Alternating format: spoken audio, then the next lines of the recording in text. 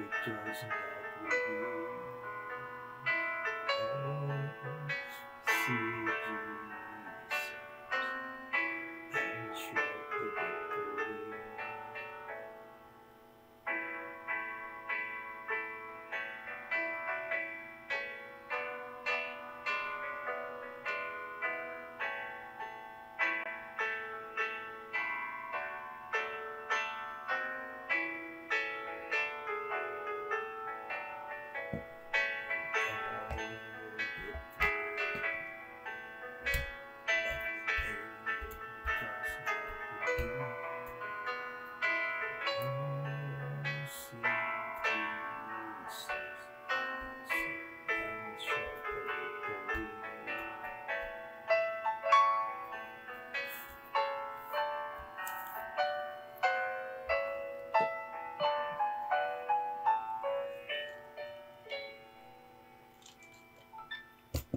Magandang gabi po mga kapatid, mga kaibigan, at mga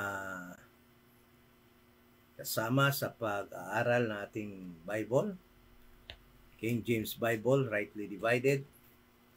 At ngayong gabi mag-aaral naman tayo sa isang topiko, mga katanungan na dapat pong masagot sa pamamagitan ng pag-aaral po ng ating Bible.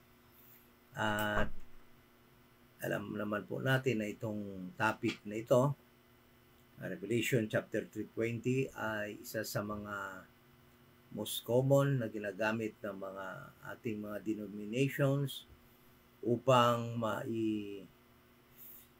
turo sa kanilang mga members, sa kanilang mga tinuturuan, members of ng mga denomination, na ito daw po ay totoong ay kumakatok si Jesus Christ sa ating mga puso sa panahon ito. Kaya nga, importante po talagang mag-aral tayo ng ating Bible, rightly divided, dispensational Bible study, upang hindi po tayo makapaniwala sa mga verses sa Bible na hindi naman epektibo, hindi naman nangyayari ngayon, at hindi naman nauutos sa atin ngayon sa panahon ito ng dispensation of the grace of God. So, alam nyo naman po na sa Bible, karamihan po sa mga nagtuturo ng Bible, pag hindi po nila naiintindihan ang konteksto, kailan po ito sinasabi, kung kailang panahon ito mangyayari, at kung sino ang sinasabihan ng mga verses na mababasa natin sa Bible, ang gagawin na lamang po ng mga nagtuturo ay ini-spiritualize. No? Ngunit sasabihin ko po sa inyo, ang Bible, mostly, no? Most in the Bible ay literal po. Iilan lang po dyan ang nagtuturo ng mga bagay na pahambingay or sinasabi nating analogy, pasumbingay. Iilan lang po yan. At bibigyan ko po kayo ng mga example.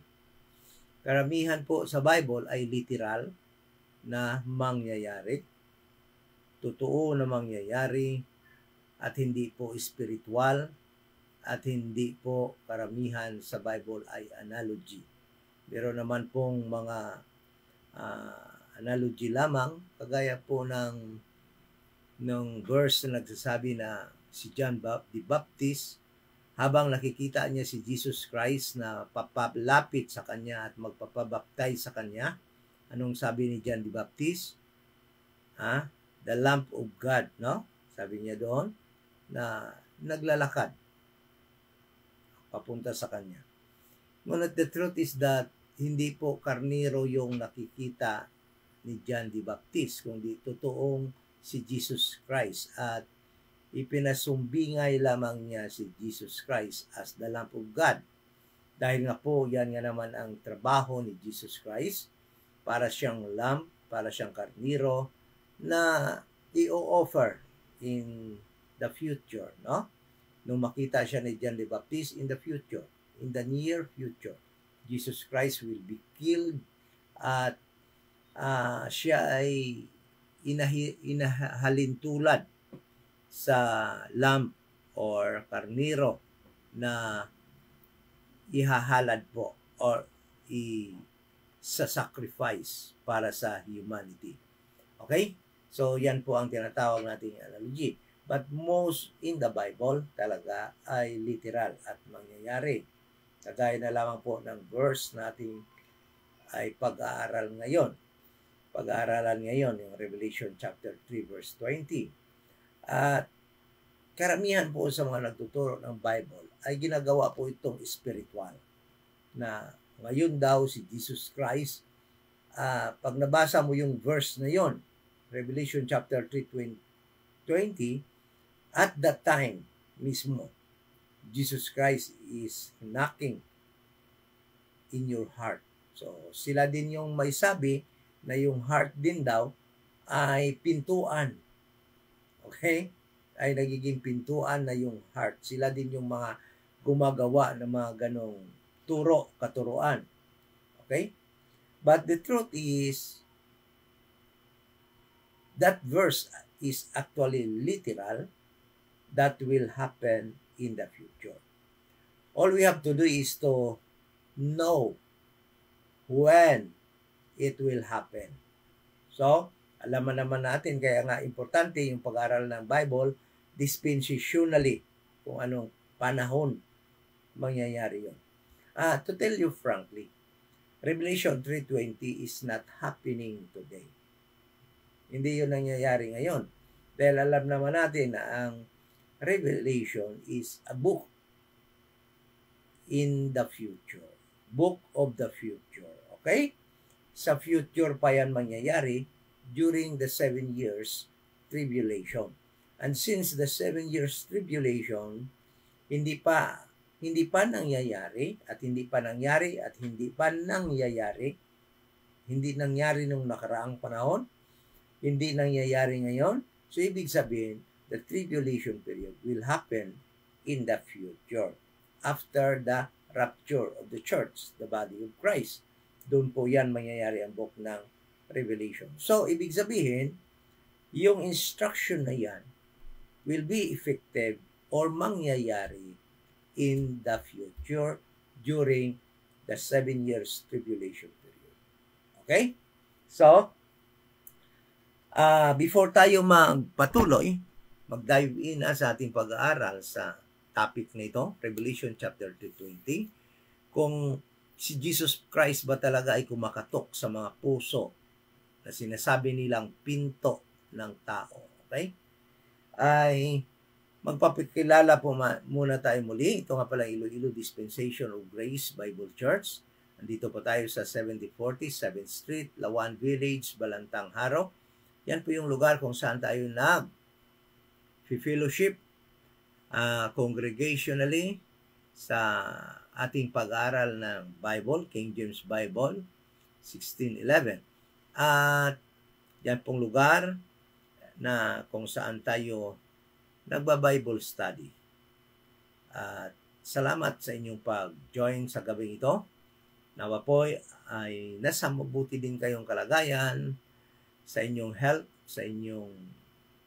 sa mga bagay, no? Financially, lahat-lahat po na bagay na dapat nating itamasa sa panahong ito habang andito po tayo sa evil in this present evil world. Naghihintay ng ating corporate rapture sa gabing ito.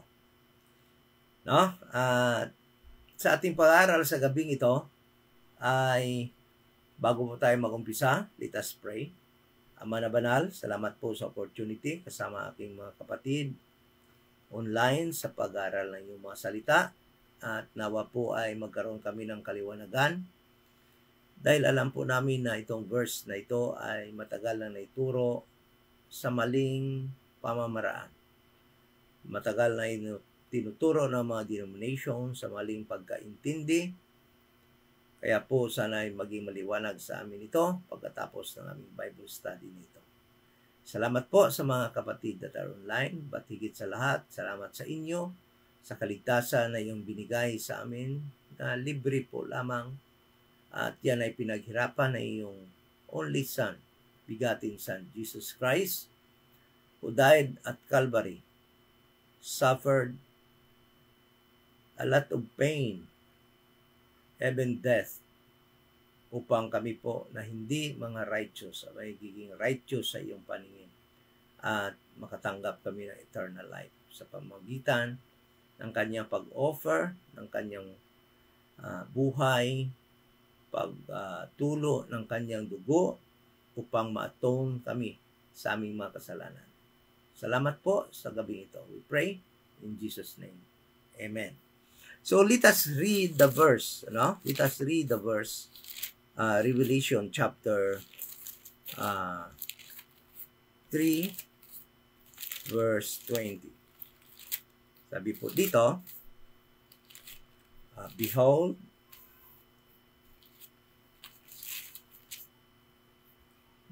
I stand at the door. So, at this moment of time, makita natin that the verse was very clear that Jesus Christ is saying that he is standing at the door.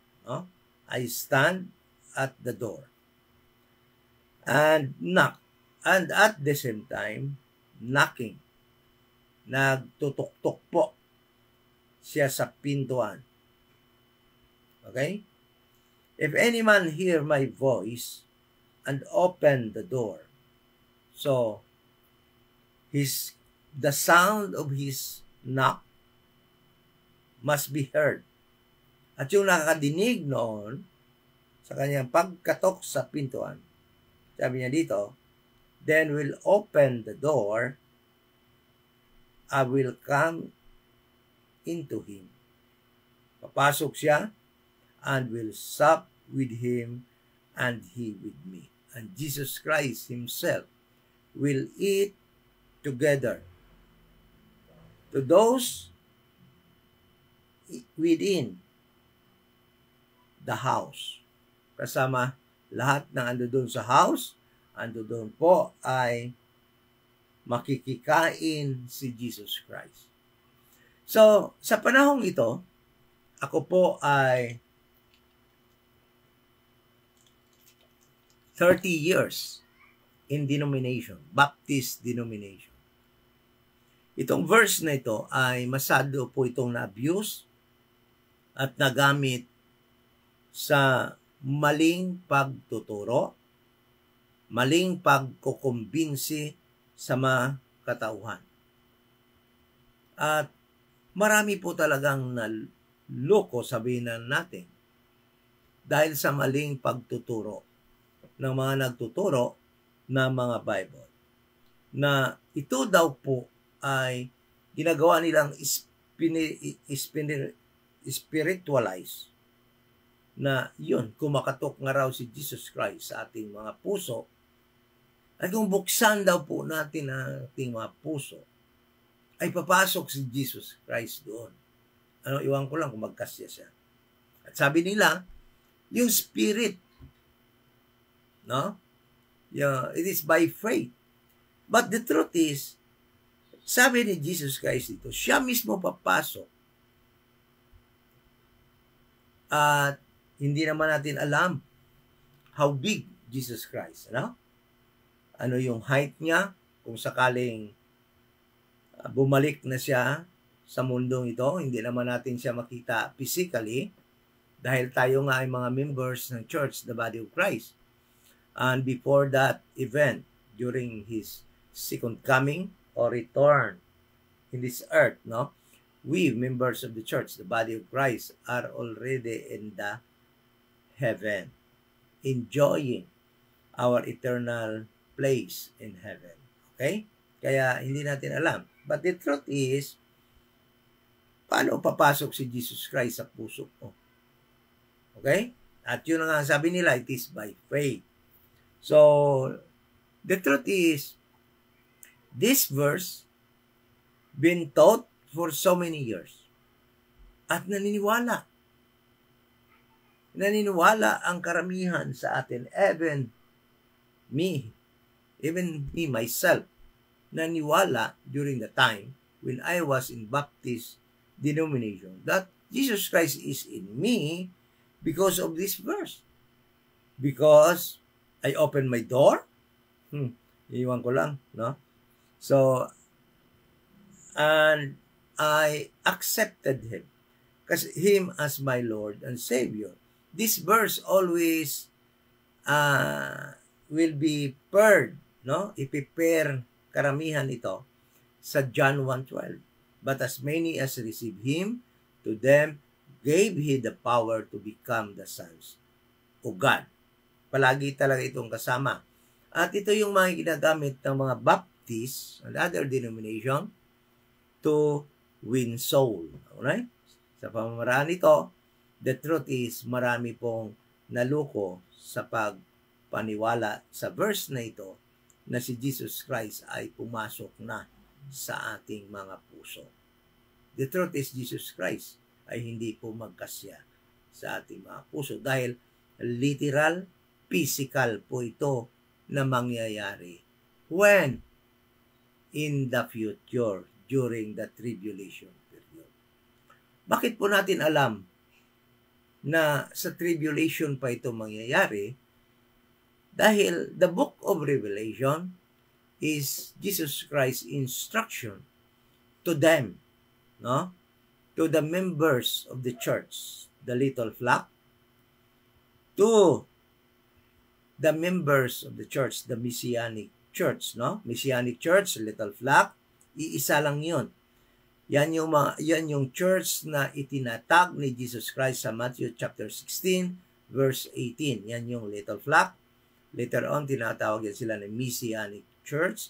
Yan yung church doon sa Acts chapter 2 at until Acts chapter 7 na kung saan yung mga naligtas sa pag-preach ni Peter doon ay naidagdag, were added in the church. Okay?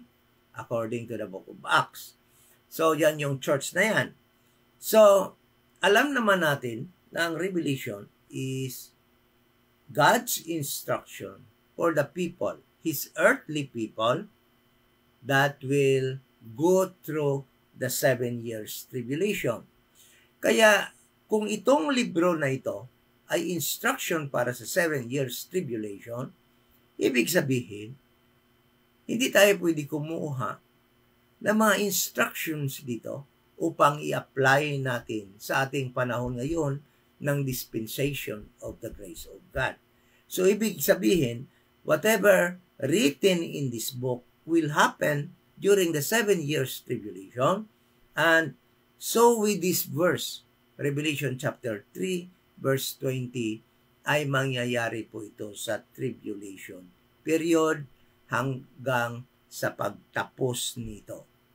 So, ano bang ibig sabihin ni Jesus Christ dito? Na siya ay kumakatok sa mga pintuan, at tumatayo sa pintuan at kumakatok. At kung sino ang makadinig at magbukas ng kanilang mga pintuan, ay papasok siya at makikikain siya kasama sila. Ano bang ibig sabihin ni Jesus Christ dito? Okay? Sa uulitin, ito po ay mangyayari sa tribulation period. So, meron pong dalawang kasagutan na makikita po natin dito sa Bible. Dahil ang kasagutan po nito ay hindi po natin pwedeng gagawin lamang natin sa ating mga kaisipan. Hindi po pwedeng tayo lamang manggagaling sa ating mga opinyon, kundi yung kasagutan nito ay makikita din lang po natin sa Bible. So, assuming, no, na andyan na sa tribulation period, then this instruction is also happening kung ando na sa tribulation period. So, there are two events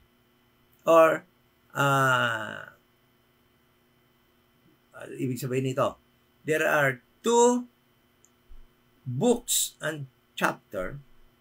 There are two books in the gospel, in the four gospels that records na kung saan makikita natin na ang sinasabi ni Jesus Christ dito ay fulfillment ng mga nasasabi doon sa four gospels or sa Matthew and Luke. So,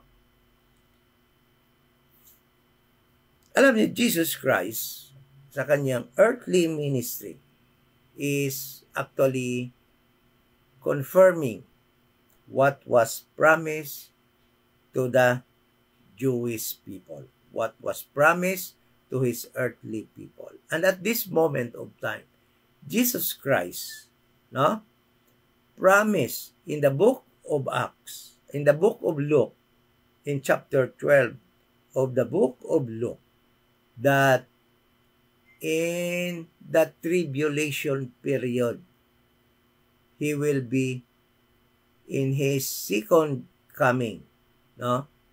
He will be knocking at the doors of his people, and them who will open the door, he will eat together with them.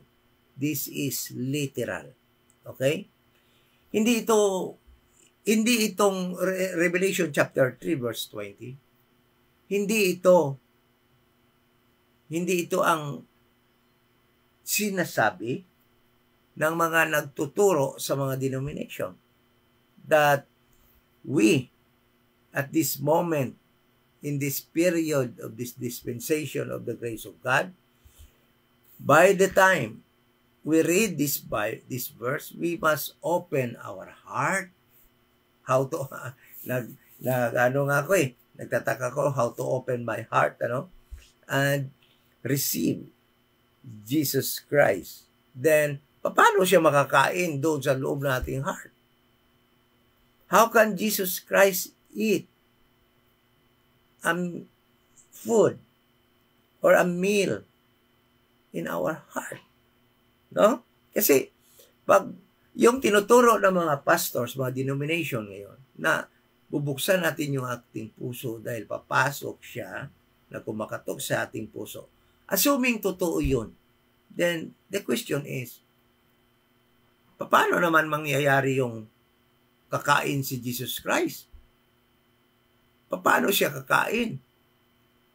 Kung binuksan natin ito atong puso, para tayong nagpa-opera para tayong na under sa operation ng angioplasty. Okay? So, but kung totoo yon, na nangyayari yon, na by faith, nabubuksan ang ating puso at pumapasok si Jesus Christ, paano naman mangyayari yung kakain siya kasama natin? Kailan mangyayari yon? So, meaning, ibig sabihin, dahil hindi pwede yon, ibig sabihin, iba ang kahulugan, iba ang tinutukoy ng verse na ito kaysa mga tinuturo ng mga pastors, mga denomination ngayon sa panahon ito. So, let us go into the verse that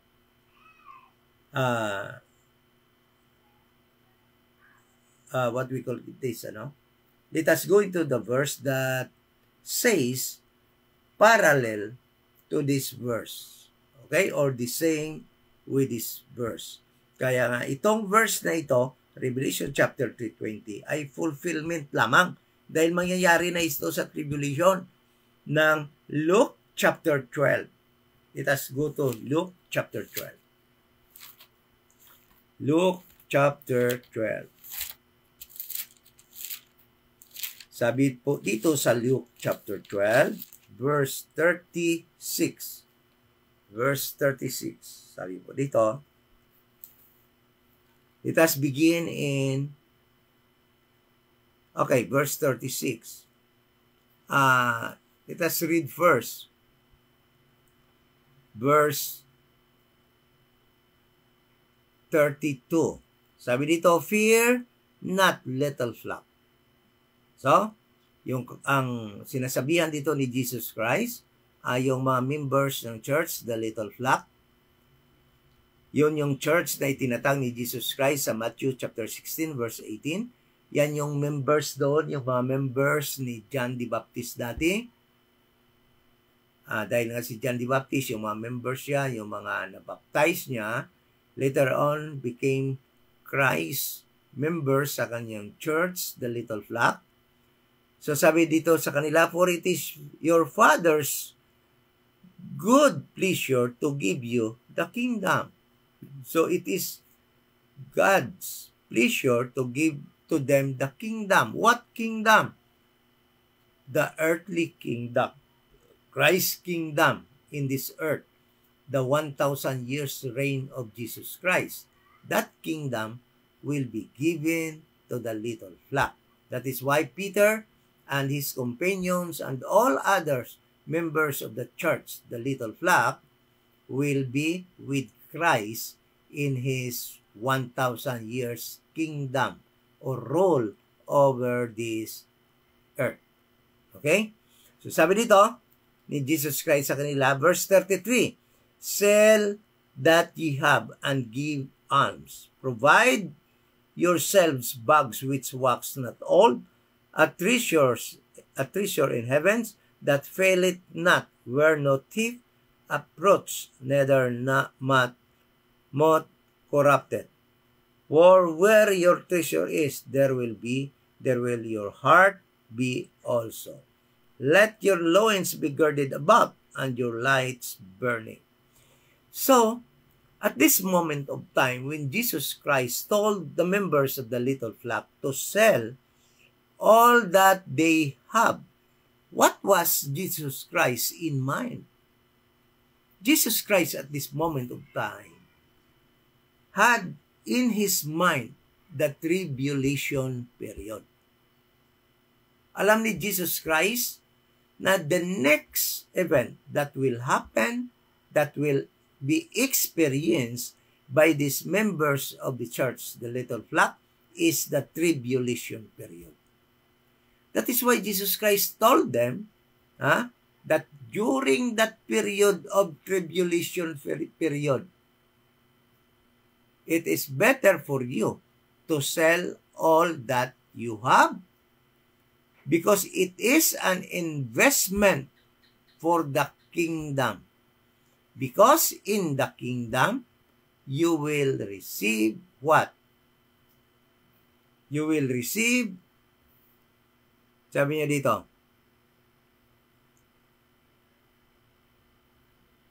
because there is no need for these properties, for these positions that they have. Why? Because it is already, they are about to enter the tribulation period. Okay? So, wala namang polusyon. Wala na yung pakinabang sa kanila yung kanilang mga properties dahil nga andidyan na sila sa tribulation period. Kaya nga yung mga doon sa Acts chapter 4, lahat bininta na nila including yung kay Barnabas at tumira na sila sa isang village magkakasama because those people believe that Jesus Christ will return. And they knew very well that the next event, that the event that will happen during Christ's return is the 7 years tribulation period. Okay? Then, in verse 36, sabi niya dito, and ye yourselves like unto men that wait for their Lord. After selling all that they had, they must wait for the Lord. Okay? They must wait for the Lord. So, during the 7 years tribulation period, all these people will do is waiting for their Lord. And, alam nyo, sabi ni Jesus Christ, when all these things will happen, sabi niya sa Book of Luke, Look up unto heaven, for your salvation draweth nigh. So the truth is, when tribulation will happen, the salvation, the redemption of the Christ's earthly people, the little flock, actually draw it very nice, very near. Why? Because it is only how many years to wait for their salvation, for their entering into the kingdom of Christ, earthly kingdom. That is why they were told, and ye yourselves, after selling all what you have,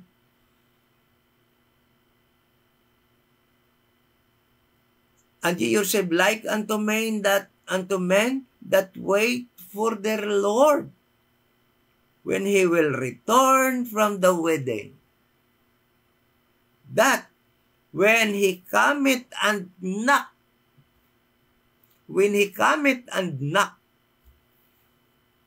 they may open unto him immediately. So, that is why Jesus Christ, during tribulation period, he told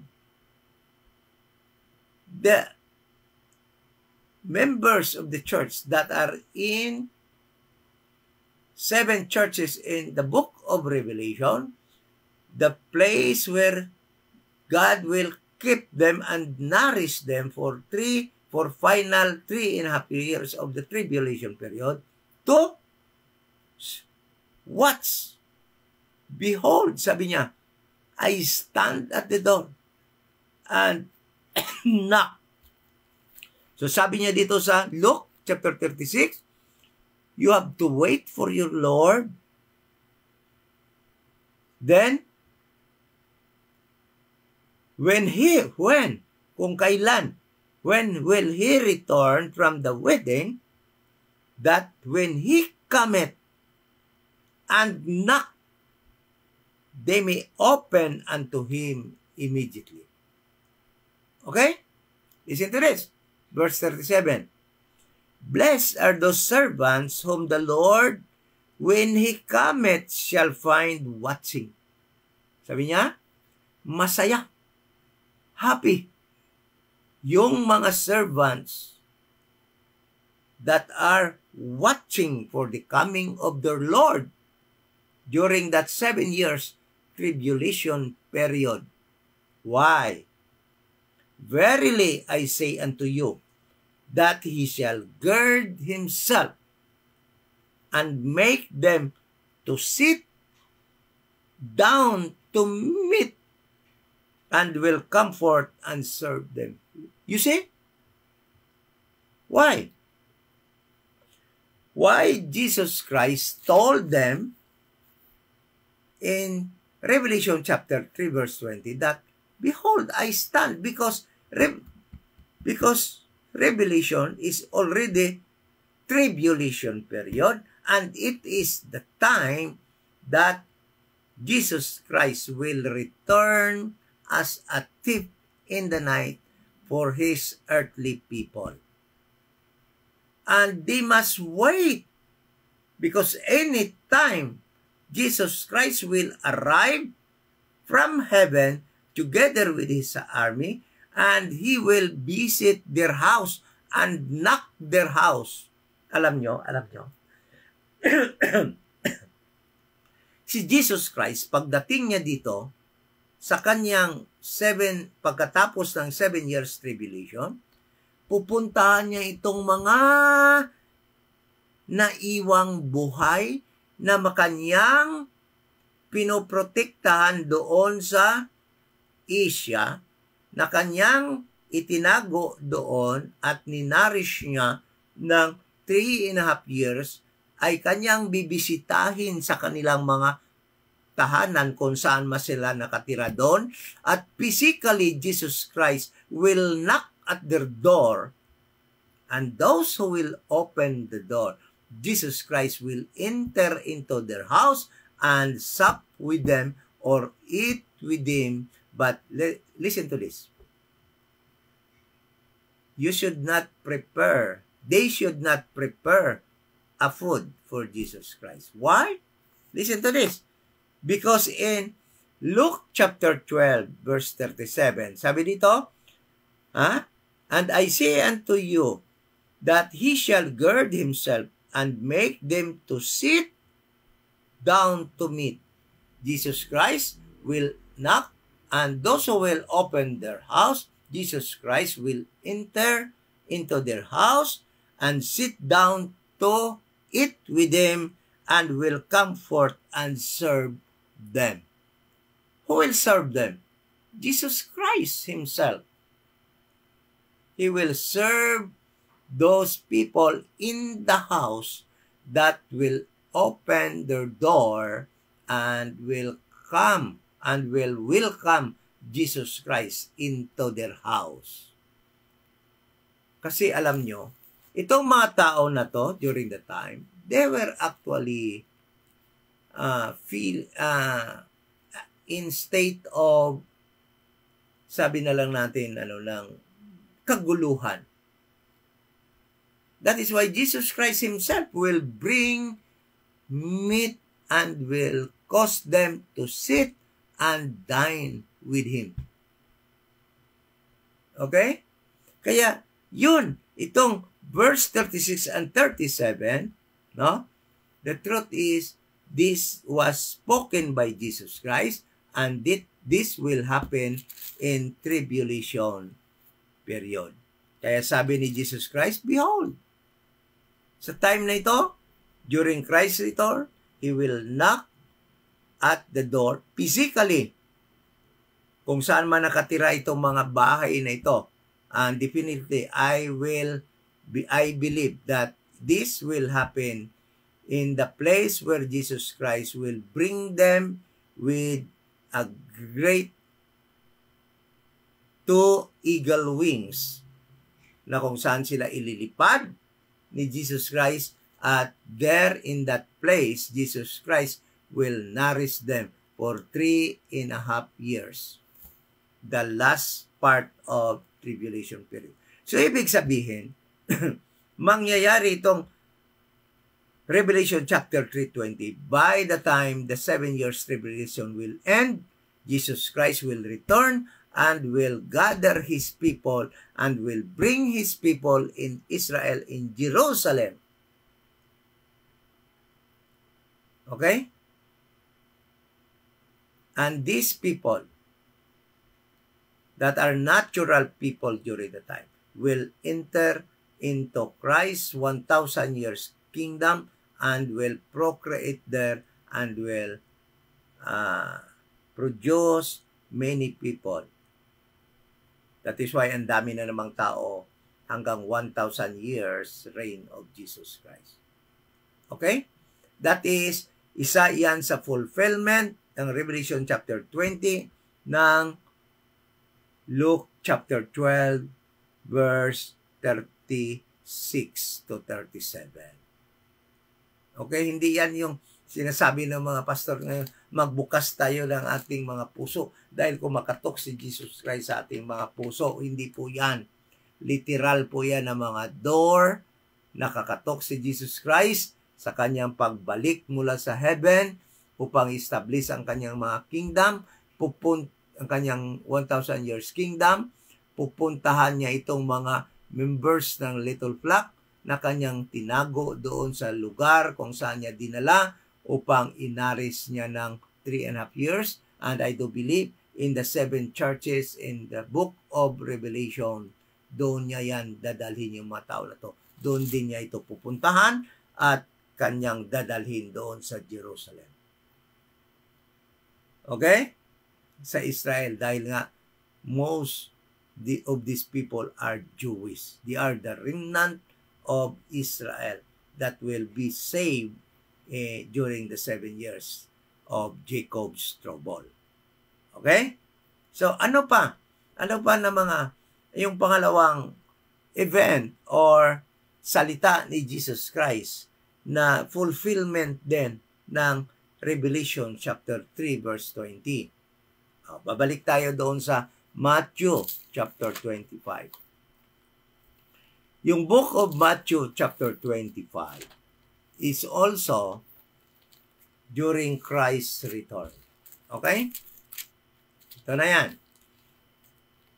Is also during Christ's return in verse 31 up to 46. In verse 31 up to verse 46. Itong chapter na ito ay nagsasalita ng pagbalik din ni Kristo from heaven pagkatapos ng 7 years tribulation. At sabi niya dito, pag mangyari ang judgment of nations, ang sabi niya dito, lahat ng mga naligtas na mga Gentiles from all nations, will be gathered in front of Jesus Christ, then this segregation will occur. The other will be segregated, the saved will be segregated and put at the right side of Jesus Christ and the other on the left. Those who are at the right hand of Jesus Christ will be called sheep. They are the saved Gentiles that gone through the tribulation period, at yung hindi saved na buhay pagkatapos ng 7 years tribulation period will be put at the left side of Jesus Christ and will be called goats or unsaved. Okay? So, ang sabi dito ni Jesus Christ sa verse 36, itong mga ito dahil ay naligtas, ang mga sheep ay naligtas, for I was an hungered and ye gave me meat. Okay? I was thirsty and ye gave me drink. I was a stranger and ye took me in. Naked and ye clothed me. I was sick and ye visited me. I was in prison and ye came unto me. So, nagtanong sila kung paano nangyari yon. Hindi naman nila nakita si Jesus Christ. Sabi ni Jesus Christ, kung ginawa nyo yan sa isa sa mga kapatid ko, referring to his Jewish brethren, referring to his brother biologically na mga Hudyo, sabi niya, ginawa nyo yan sa akin. So, ibig sabihin, alam nyo, during the 7 years tribulation period, even before the first half, during the first half of the tribulation period, many Jews or Jewish people, remnant of Israel, will be persecuted while they are in the Gentile nation where they are living. Ipipersecute po sila ni Antichrist. Most probably ng mga army under the command of the Antichrist. At itong mga Jewish na ito will be asking for help. They will be stripped of their rights. They cannot buy food because they will not accept the mark of the beast.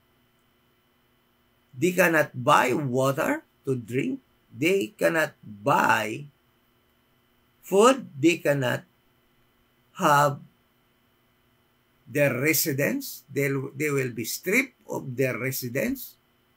At itong mga remnant na ito will be needing a help during the time. And yung mga Gentile na tutulong sa kanila will be saved during the tribulation period. Ibig sabihin, if they will not be killed physically, they will enter into Christ's 1,000 years kingdom together with the remnant. Okay? At sinabi ni Kristo, the reason, kung ginawa nila yon sa isang Hudiyo, sa remnant of the Jews, na tinulungan nila, pinapasok nila sa kanilang bahay, at pinakain nila, they will be saved. So, ibig sabihin, Revelation 3:20 ay katuparan din ng sinasabi ni Kristo na I was a stranger, but you took me in. Pinapasok mo ako sa inyong bahay. Nagugutom ako, ngunit pinakain mo ako. So, it is also fulfillment. Revelation chapter 3:20 is also fulfillment ng mga na-save ng sinasabi ni Kristo dito sa Matthew chapter 25 verse 35 to 40. Okay? So, naintindihan na natin?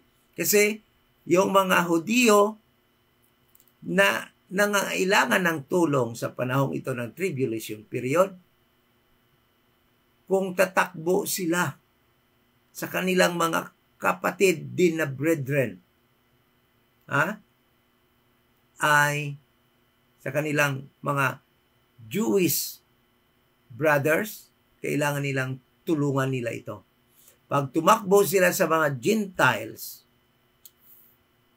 ang tutulong sa mga na-persecute niya ito, na sinasabi ni Kristo, ako din yon. Yung tutulungan nyo, ako din yon. Kung ginawa nyo yan sa brother ko na Jewish, ginawa nyo rin sa akin yon. So, Revelation chapter 3 verse 20 is also a fulfillment of what Jesus Christ spoken in Matthew chapter 25 verse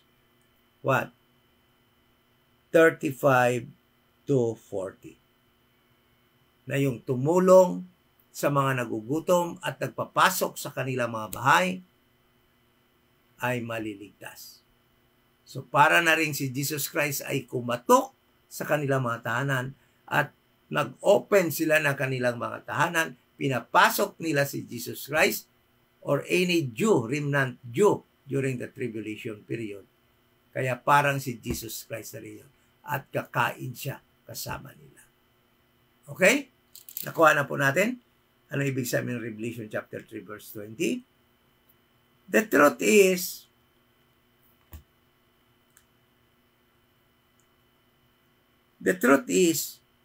this verse is not applicable to us, members of the church, the body of Christ. There is no need for us to open the door of our houses. Neither there is no need to open our heart because we cannot do that. We cannot operate our body and extract our heart and open our heart. That is, pag ginawa mo ito, kaya nga ini-spiritualize nila.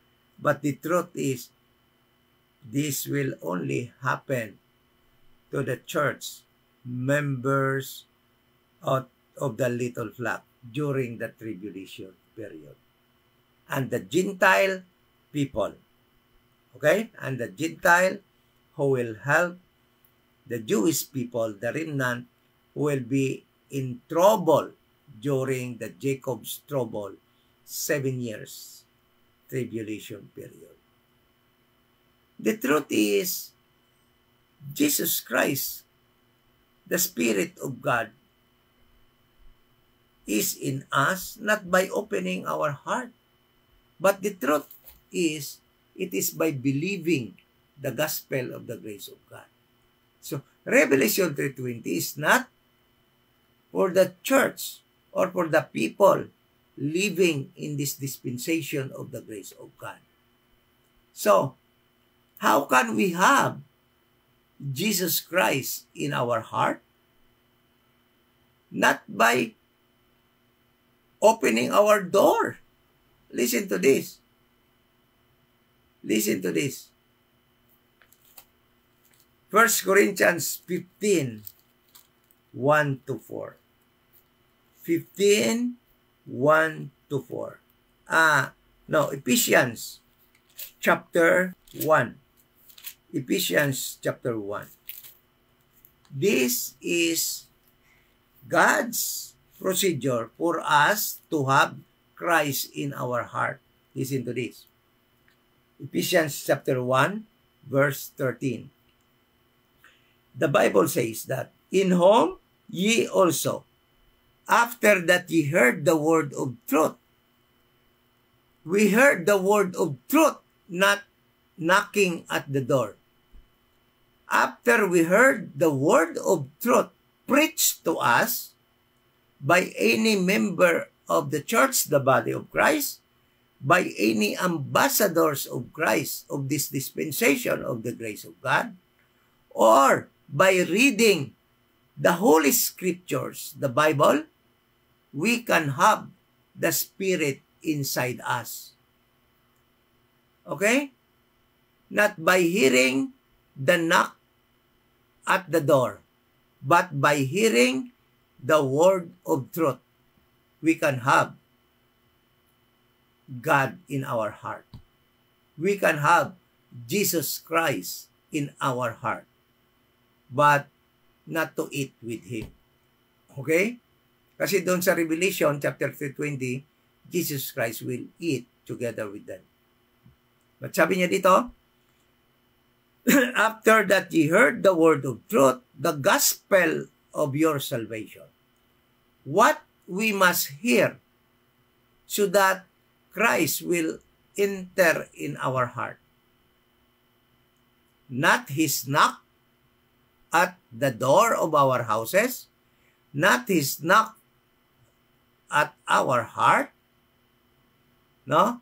But His word of truth, the gospel of our salvation. Ibig sabihin, pag nakadinig ka na ng katuruan at tinuturuan ka kung paano ka maligtas, at yun ay sa pamamagitan na pananampalataya na si Jesus Christ ay namatay, bayad ng iyong kasalanan, siya ay inilibing at nabuhay muli sa ikatlong araw, yan yung pamamaraan upang pumasok si Kristo sa iyong puso. Hindi yung by hearing the knock at the door. Okay? That is very misleading. Sabi niya dito, after that you heard the word of truth, the gospel of your salvation. Pag nadinig mo na tinuturuan ka paano maligtas, tinuturuan ka manampalataya sa death, burial, and resurrection of Jesus Christ, din sabi niya dito, in whom, na kung saan, sabi niya, na kung sino, also, after that ye believe, pagkatapos mong naniniwala, pagkatapos mong nanampalataya, ye were sealed with that Holy Spirit of promise. That very moment, the Holy Spirit came into your heart. Sealed you, not only your heart, but the whole of you. You were sealed by the Holy Spirit of promise.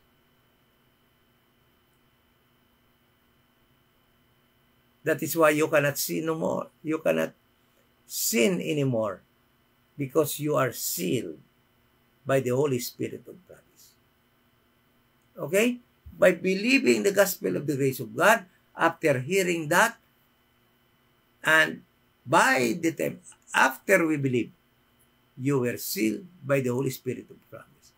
That is God's procedure in this dispensation of the grace of God for people to have Christ inside of an individual, not by hearing the knock at the door. Okay? So, it is a false doctrine to believe that Jesus Christ is knocking at your heart today in this dispensation of the grace of God. Revelation 3:20 is for those people who will be left the corporate rapture of the church, the body of Christ, and will enter into the 7 years tribulation period. Jesus Christ literally, physically, will knock at the door of the houses of saved remnant of Israel. Those who are waiting for his arrival during the 7 years tribulation period, longing for his appearance during the time. He will come unto their houses and will knock at their door. And those who will open the door, Jesus Christ will eat with them. Because Jesus Christ will visit them bringing foods.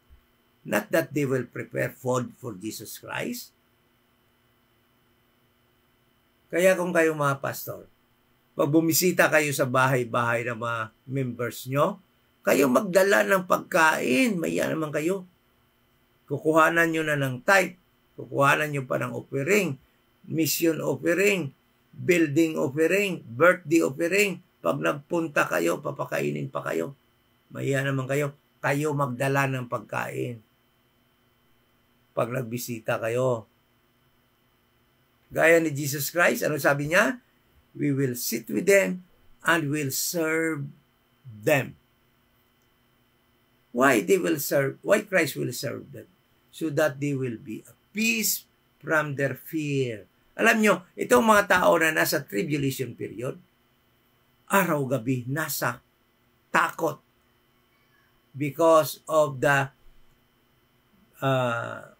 very active and very what we call this grabbing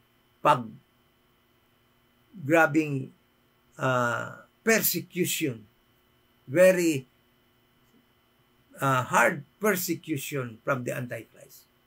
Kaya si Jesus Christ na mismo magdala ng pagkain at magsiserve sa kanila ng pagkain. By the time they will hear the knock of Jesus Christ at their door and will open. Why? Because there are some that they will not open their door for fear na baka mga army ni Antichrist yung nanak. That is why Jesus Christ knew very well that some will not open, but those who will open, He will come into them. We will enter into their house and sup with them because Jesus Christ will bring some foods to give relief to these people who are under fear, so much fear because of persecution by the Antichrist. Okay? So, sana po naging maliwanag po sa atin ang verse na ito. At hindi na po tayo paluloko sa mga pastors na nagtuturo ng maling pagtuturo. Pag nakarinig kayo niyan, kayong mga nasa denomination pa, sabihin nyo, pastor, sa tribulation pa yan. Hindi pa mangyayari sa amin ngayon yan. Okay? So, tsaka, pag nag-believe kami sa gospel of the grace of God, hindi na kami darating pa sa Jacob's trouble. So, magandang gabi po sa ating lahat. Kung meron pa po kayong mga katanungan at gusto nyo pong mapag-aralan natin online, dahil karamihan po ng inyong mga katanungan ay katanungan din po ng iba na marami din po sa atin. Kaya itong katanungan na ito ay dinadala ko talaga dito sa ating Bible study upang yung may mga katanungan din ng pariyo ng ganito ay masasagot na rin po online for the sake of others na ganun din po katanungan. Meron pa po tayong mga katanungan na sasagutin at maybe in the next sessions of our Bible study, no? Kagaya nung mga meron pong nagtanong, kapatid po natin sa Bacolod, na kagaya daw po ng mga Koreans, na mayroong mga North Koreans na nag-believe talaga kay Jesus Christ. No? They believe in Jesus Christ but not the gospel of Apostle Paul ang kanilang na-believe dahil nga yung meron lang sa kanila ay ang 4 Gospels of Matthew, Mark, Luke, and John. So, hindi nga sila nakabilib sa gospel ni Paul dahil nga wala sila ng Romans to Philemon. So, ang tanong, they were actually reported to the authorities that nag-believe sila kay Christ sa Matthew, Mark, Luke, and John. At they were actually detained and ordered to yung what we call this in English, yung ordered to betray or yung i-recant o wag ituloy ang kanilang paniniwala kay Jesus Christ. But these North Koreans continue in their faith in Christ. Christ in Matthew, Mark, Luke, and John. The question is, ligtas ba ito sila? Dahil nga hindi sila nakabilib sa gospel of the grace of God that was revealed unto Paul. Ngunit yung kanilang pininiwalaan ay yung Christ doon sa Matthew, Mark, Luke, and John. Ibig sabihin, Christ in His earthly ministry. Ligtas ba sila? So that question will be answered in the coming sessions of ours sa ating Bible study. So, abangan nyo po yan. Dahil nga, alam ko, marami din pong nagtatanong ng ganong katanungan kung maliligtas din ba yun sila. Salamat po at magandang gabi sa inyong lahat. Kung kayo po ay nangailangan ng salvation, wala po kayong dapat gawin kundi ang mananampalataya na si Jesus Christ ay namatay, bayad po ng ating mga kasalanan, siya ay nilibing at nabuhay muli sa ikatlong araw upang tayo po ay bigyan ng buhay na walang hanggan. Magandang gabi po sa ating lahat at muli salamat po sa inyong presensya. Malaking encouragement po yan sa amin na mga nag-aaral, nagtuturo, rightly dividing the word of truth, ang inyong mga presence every time meron po tayong mga Bible study. Magandang gabi po sa iyo, Brother Manuel Centino. Salamat pag-join. Sister Jean Manos, Brother Caleb, Joshua, Brother Saul, and Brother Civilio Jerome, Sister Arlene Hison, thank you po sa iyong presence. Brother William Aguirre sa Tacloban, Ma'am Telma Quiñones, salamat po sa iyong pag-join sa ating Bible study. At sa iba pa pong mga andidiyan po na hindi pa natin ma-mention, Ma'am Shirley Rugando from Bicol, salamat po sa inyong pag-join po sa ating Bible study. At sa mga nag-send ng stars po, ang ating kapatid nag-send ng 20 stars. Para saan po ba yung stars na yan? Ano? But anyway, thank you so much for sending. Ano? Hindi ko nga po alam saan po yung mga stars na yan, pero I appreciate po sa pag-send po ninyo yan. Mita knew very well kung saan po yung stars na yan. So, magandang gabi po sa inyong lahat and let us pray. Ama na banal, salamat po sa gabing ito, sa mga kapatid, sa mga nag-join sa aming Bible study, lalo na po sa iyong presence sa aming mga buhay for sealing us until the day of redemption. At salamat po sa kaliwanagan ng mga verses namin na pag-aralan. Alam po namin na maraming mga nag-believe sa mga maling turo tungkol po sa verse na yan. Sana po sa gabing ito ay magkaroon kami ng freedom sa katotohanan mula po sa mali pagtuturo na yan at ma-embrace namin yung tamang kung bakit po ninyo nasabi yan sa Revelation chapter 3 verse 20. Thank you so much. in the name of our Lord Jesus Christ. Amen.